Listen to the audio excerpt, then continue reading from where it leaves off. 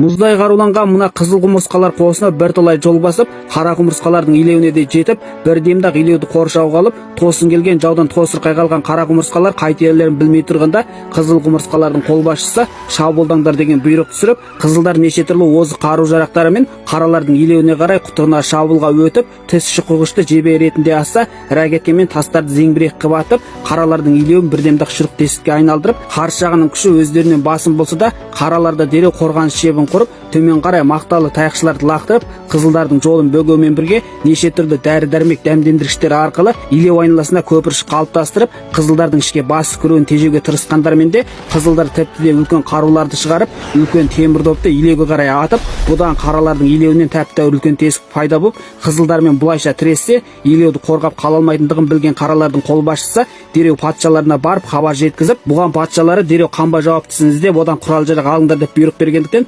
қолбасшы қамба жауаптысын іздеп келіп, патшаның жарлығын жеткізгенде, қамба жауаптысы сақтаулы тұрған бір қап сіріңке мен қалың мынадай торсылдақтарды беріп, қолбасшы торсылдақтарды илеудің үстіне алып шығып айналдыра тізіп, сіріңкенің қабын ашса, іште тек бір тал ғана сіріңке қалған болып, бұны көрген қолбасшы біраз үмітсізденгенімен дереу сіріңкені алып шығасыла, қорапқа үйкелеп жандырып, дереу бір торсылдақтың білтесін тұтатып қалғанда,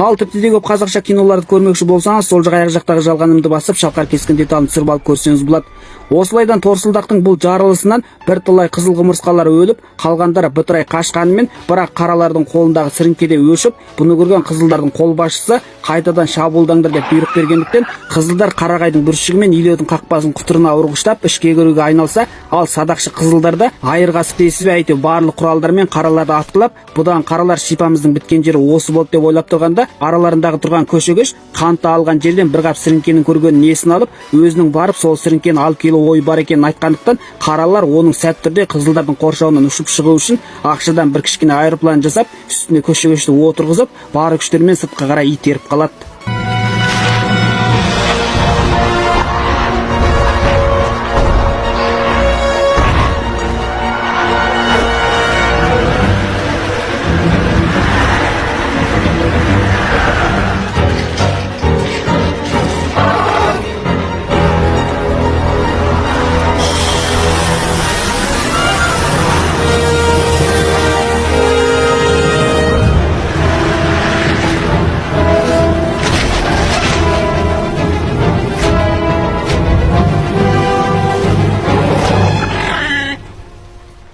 Осылайдан көшегеш ақыры қоршауды бұзып шығып, тоқтаусыз ұшқаннан ұшып отырып, қантты алған дастархан басына оралып, бұл арадағы сіріңкені алған бойдан кері қайтып келе жатқанында, кенет төрт шыбынның бір кішкене көшегешке тиісіп жатқанын көріп қалады.